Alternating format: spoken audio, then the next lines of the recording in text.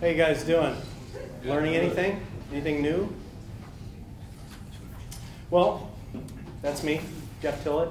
A little bit of background. I'm kind of a web geek. Survived the .gone world. Kind of moved over into the distance learning world.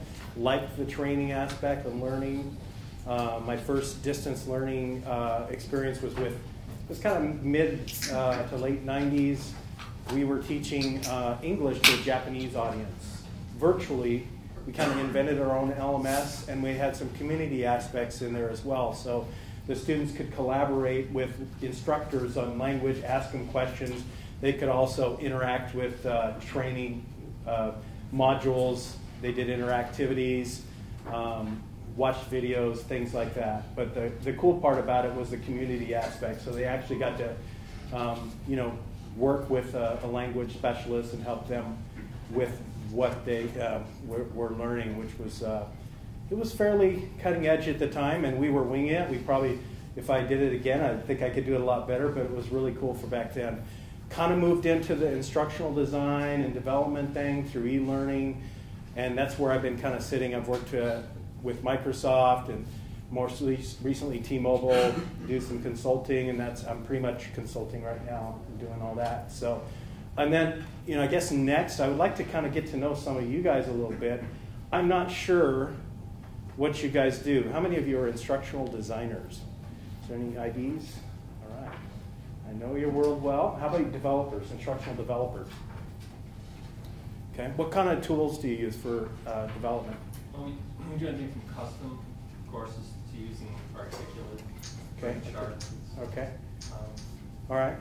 And so let's see. What else? What do you do? Technology company. Technology company. Mark, thank you. Anybody else? Higher education marketing. Higher ed marketing. Okay. I want to make sure that I give you guys relevant content. I mean, the slides are there, but what we talk about is kind of dependent on you guys and how we interact. I am open to questions. Please feel free to interrupt. I'll probably be able to get back on the slides. I've done them a few times. So, anything that anybody is looking for today that they want to leave with that maybe hasn't been answered yet, that we can maybe try and flush out today? Anybody have any questions they want to, or subjects they want to talk about? Okay.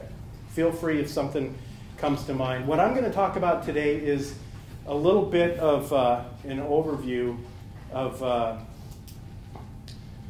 initially why mobile learning. You guys, I probably would delete a few slides if I had time, because there's been a few slides that are going to be a little redundant, but we'll just, learning is repetition, right? So there'll be a few things that you guys have already heard today.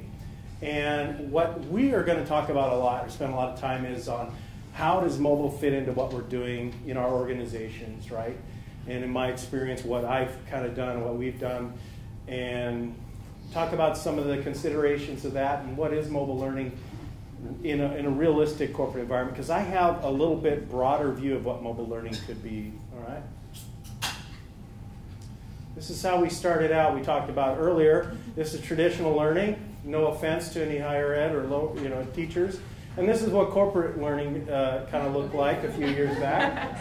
I don't know if anybody's attended any classes like that. I certainly have. But we're moving a little forward beyond that now, as you guys know that are doing e-learning and virtual instructor-led trainings and things like that. We've kind of moved beyond the classroom. We're still borrowing from some of the classroom experiences and how we approach learning. But one of the difference I think right now is in the area of performance support, and that's where we are on the job. We need some information now, and that's where we start to look at mobile. It's a sweet spot for mobile. How many have heard the term Learning 2.0? Anybody heard it? Okay. So here we are, structured learning, okay? Web-based trainings, ILTs, it's top down. Here's what we're going to give you, and here's what you're going to learn. We've brought in our subject matter experts, and here's what we've decided to you're going to learn. Now, this is where we move kind of more into the informal learning, and this is kind of what I see. Mobile kind of bridges this really well. Informal learning is like wikis and blogs, self-service, poll. How many have went to YouTube to learn how to do something? Okay, so that's what we're talking about. Now, wikis and blogs, Facebook. Anybody on Facebook? Come on. I'm not going to ask if you're on MySpace, right? User-generated content, another area that's really exploding. It's the area of the internet that really makes it exciting and engaging for all of us. Everybody needs a platform, I think, to be creative and to put their knowledge and expertise out there. And I think that's one of the great things about today's internet is it gives us all a chance to jump out there and say what we know and teach others and stuff like that. Tags, we talked a little bit about that earlier, being able to tag information, location, GPS, all that kind of fun stuff, real-time on demand, and of course, who could live without Google? So that's kind of that. Moving on to the informal or non-formal learning space. And again, mobile provides that opportunity to connect with these anytime we need it, or all the time. Most of us have our phones with us or our mobile devices with us all the time. So again, more about that. So this is another thing as IDs we talk about sometimes.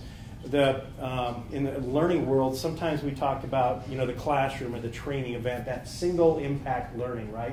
Here's your one opportunity to learn. Well, I believe that this is really more of this is actually how we really learn, right? Beyond the single event, beyond the classroom, we start with the pre-training. Pre-training can sometimes be marketing, right? It could be getting somebody excited about something that's coming up. It could be little bits of information that kind of get somebody thinking about something, and also maybe provoke them to go out and learn things for themselves, maybe do a little research. Post-training, because we all know what classrooms, how they work. Anybody not? I think we've all been through that. Post-training does kind of the same thing as this, except for it's reinforcing the training, the learning event. So I think that's a really important part in a learning organization, or to be able to kind of support that, both a front and end. And then, of course, if you're an ID, you're talking about analysis. Here's where we discover where the gaps are in our learning, what we haven't learned, and we're going to bridge the gaps and then make sure we've changed behaviors.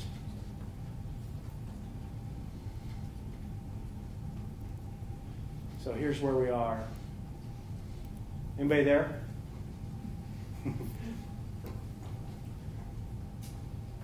So again, back to the tools to implement that new Learning 2.0 with all the social aspects and the user-generated content, and that these tools have evolved over the years to where we now have this very powerful computer in our pockets, most of us, and allows us to access this stuff all the time. So a couple other tools I consider a mobile learning device. Anybody have an iPod? Anybody listen to podcasts?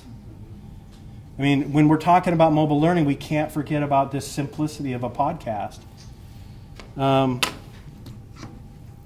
Cameras. I mean, most of us have a decent flip cam or a camera on our phone or something like that. I find this to be an extremely powerful device. I use this a lot, the Kodak, but I also do things on my mobile devices. My camera's here.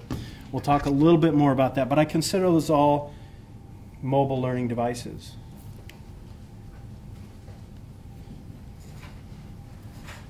Some of this has been gone through already, just reconfirming, hey, what's happening in the world is that the mobile devices are jumping past the computer. People that didn't have and never have had access to the internet, right, on a laptop or a desktop computer, now have mobile devices before they even were on a computer. So that's how this is happening globally. It's surpassing, especially some of the real remote areas, because the cost for infrastructure is so high for internet and the technology, that mobile is surpassing it. Okay. Again, similar kind of things, developing countries. More statistics on that. You guys get this, right? I mean, is anybody that disagrees with this or has any thoughts on that? I mean, it's just an obvious technology movement right now that's really opening up opportunities, especially in the mobile learning space for us in the learning and development area. So I'm just going to read a little thing here, just to kind of set the story straight. Sorry for reading. Jason, a 19-year-old college freshman, woke up early Friday morning to download this week's history podcast on his iPad. As he got into his car, a 1-hour commute to campus, he put in his earbuds and began listening to the professor's test review session. The lecture ended as he entered the parking lot. Before exiting the car, Jason received a text message from Paula, his study partner. She had some questions and wanted to meet up in the library before the test. He pulled out his laptop and backpack before locking the car door. By the time he reached the library, Paula was already connected to the internet at her favorite table. She was busily transferring the professor's lecture notes from the web-based training course, to her pen drive. What's the answer to question number 3, she asked Jason as he sat down. I don't know, he answered. Why don't you Google it and find out? I've got a better idea, she responded. Why don't you IM, instant message, the professor? He's online right now. Professor Davis was on his way back to his office from media services when a familiar chime came through. He pulled out his phone and read the message. Then he typed the response, call me. 10 seconds later, his phone rang. I think you can kind of see that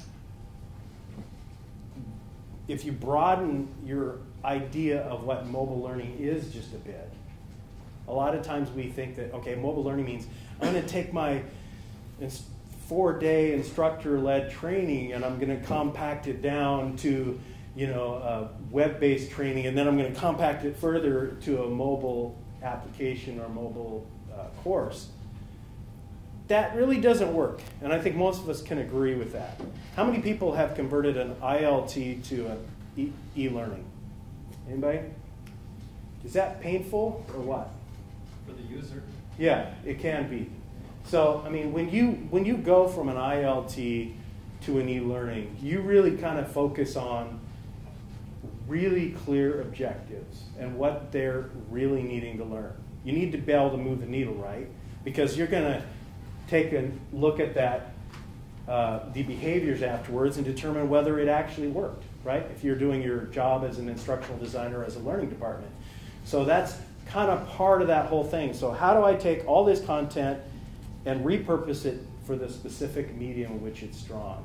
That's like a key.